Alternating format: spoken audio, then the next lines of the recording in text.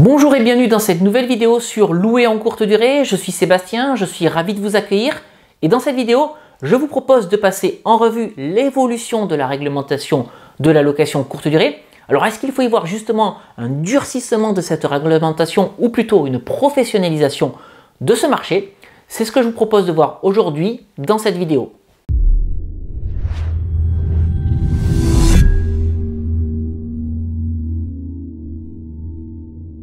Alors vous avez certainement entendu dans la presse ou dans les médias que la réglementation de la location courte durée est en train d'évoluer et pas forcément dans le bon sens. Qu'en est-il exactement? Alors cette réglementation, en fait, elle évolue essentiellement autour de trois axes. Et le premier de ces axes, c'est la surface de compensation. Cette surface de compensation, elle s'applique essentiellement dans les communes de plus de 200 000 habitants ou dans les communes qui se trouvent en zone tendue. Alors, en quoi consiste cette surface de compensation? Eh bien, ces communes, donc de plus de 200 000 habitants qui se trouvent en zone tendue, considèrent par exemple que dès l'instant où vous exploitez un appartement de 30 mètres carrés dédié à la location courte durée, eh bien, vous privez le parc immobilier dédié à la résidence principale de 30 mètres carrés. Et donc, ces communes vont vous demander de remettre 30 mètres carrés à destination de l'habitation principale. Alors, comment est-ce qu'on fait pour retrouver 30 mètres carrés à destination de l'habitation principale?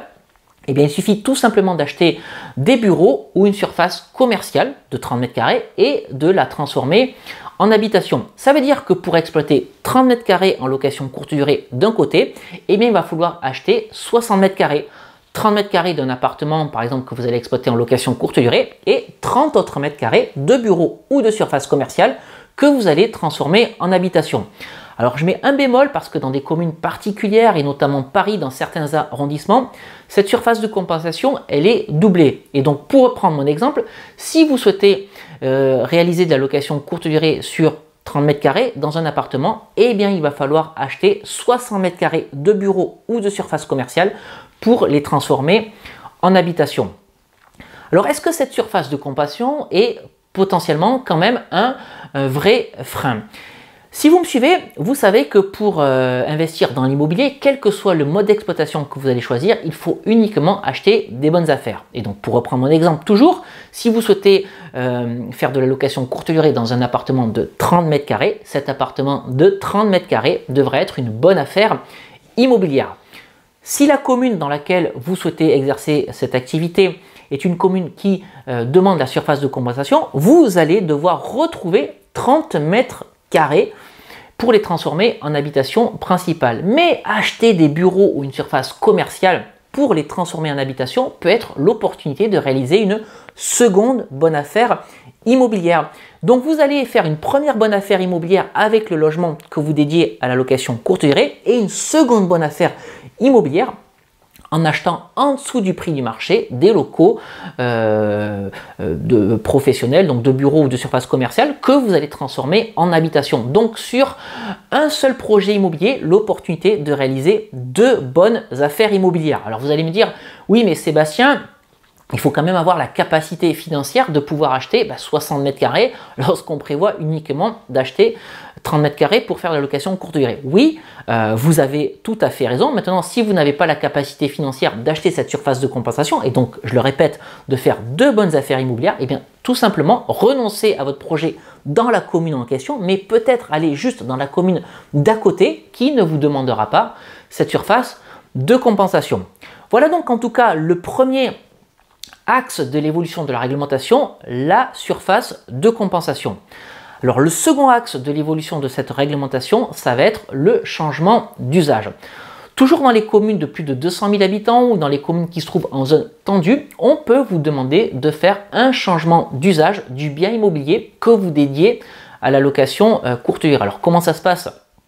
Ce changement d'usage, eh bien, il suffit tout simplement de remplir un dossier. Ce dossier, c'est généralement la direction de l'urbanisme qui vous le remettra. Donc, en quoi consiste le changement d'usage? Eh bien, c'est tout simplement à dire que le bien immobilier ne sera plus dédié à l'habitation principale, mais un bien dédié à recevoir une clientèle de passage, donc ou bien des touristes ou des professionnels qui séjourneront dans votre logement l'espace de quelques jours ou de quelques semaines, en fonction de la durée de leur séjour. Donc voilà le second axe, le changement d'usage que vous devez faire auprès de la direction de l'urbanisme. Et enfin, le troisième axe de l'évolution de cette réglementation, c'est tout simplement le permis de louer.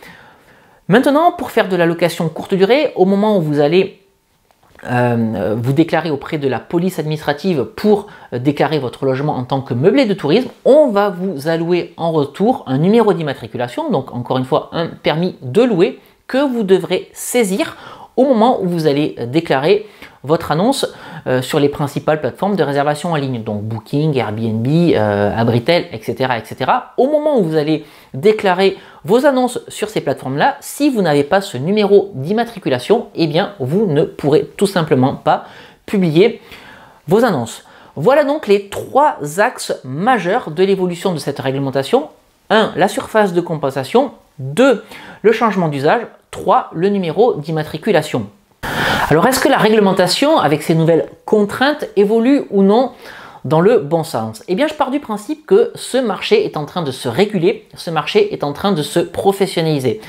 La mise en place de cette surface de compensation, de ce changement d'usage et de ce permis de louer va permettre d'assainir, entre guillemets, les plateformes de réservation en ligne, et donc tous les propriétaires ou toutes les annonces qui ne seront pas déclarées correctement vont petit à petit disparaître des plateformes de réservation en ligne, de manière à ne laisser en place que les professionnels, entre guillemets toujours, de la location courte durée. Les personnes qui ne respecteront pas les règles n'auront plus rien à faire sur les plateformes de réservation en ligne, ce qui est une bonne chose, et donc le marché est en train de se réguler tout seul, le marché est en train de se professionnaliser. Et tout ceci s'inscrit dans un projet plus global qui est la loi pour une république numérique, donc qui a été impulsée par le gouvernement Hollande. Et donc d'ici 2019, les plateformes de réservation en ligne transmettront à l'administration fiscale toutes les données qui concernent chacun des propriétaires. Donc les plateformes de réservation en ligne transmettront le nombre de nuits qui aura été loué. Les plateformes de réservation en ligne devraient normalement également gérer aussi la taxe de séjour, et les plateformes de réservation en ligne transmettront également à l'administration fiscale le chiffre d'affaires qui aura été généré par chacun des propriétaires. Donc voilà quel est le projet global en ce qui concerne la réglementation ou l'évolution du marché de la location courte durée.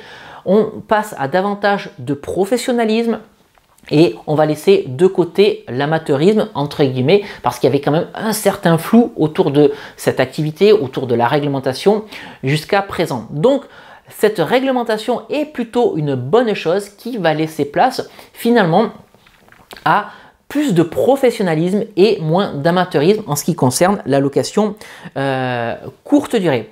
Voilà tout ce que j'avais à partager aujourd'hui dans cette vidéo. Si vous êtes d'accord avec moi, si vous pensez que l'évolution de cette réglementation est plutôt une bonne chose qui va favoriser le professionnalisme, eh bien n'hésitez pas à l'indiquer dans les commentaires juste en dessous de cette vidéo. Et puis si vous pensez au contraire que l'évolution de ce marché va plutôt dans le mauvais sens, n'hésitez pas non plus à l'indiquer dans les commentaires en dessous de cette vidéo, en motivant bien entendu vos arguments. Alors si vous souhaitez en savoir plus sur l'immobilier et la location courte durée, eh bien, je vous invite à vous abonner à cette chaîne YouTube de façon à être informé de la publication de toutes mes nouvelles vidéos. N'hésitez pas à activer la cloche de manière à être informé en temps réel de la publication de toutes mes nouvelles vidéos.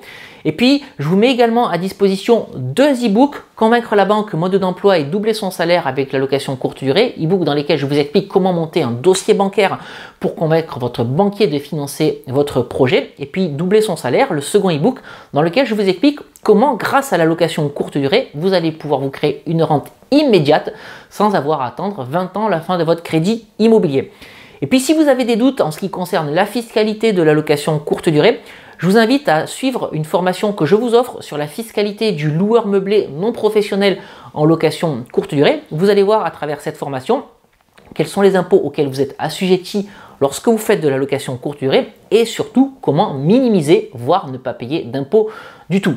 Pour accéder à ces deux e-books et à cette formation, bien c'est très simple, vous cliquez sur le petit i qui apparaît en haut à droite de cette fenêtre, et puis si vous regardez cette vidéo à partir de YouTube, je vous mets les liens d'accès à l'ensemble de ces éléments dans la description juste en dessous de cette vidéo. Allez, écoutez, je vais vous quitter ici pour aujourd'hui, et puis comme d'habitude, on se retrouve très prochainement pour une nouvelle vidéo sur louer en courte durée. Je vous dis à très bientôt.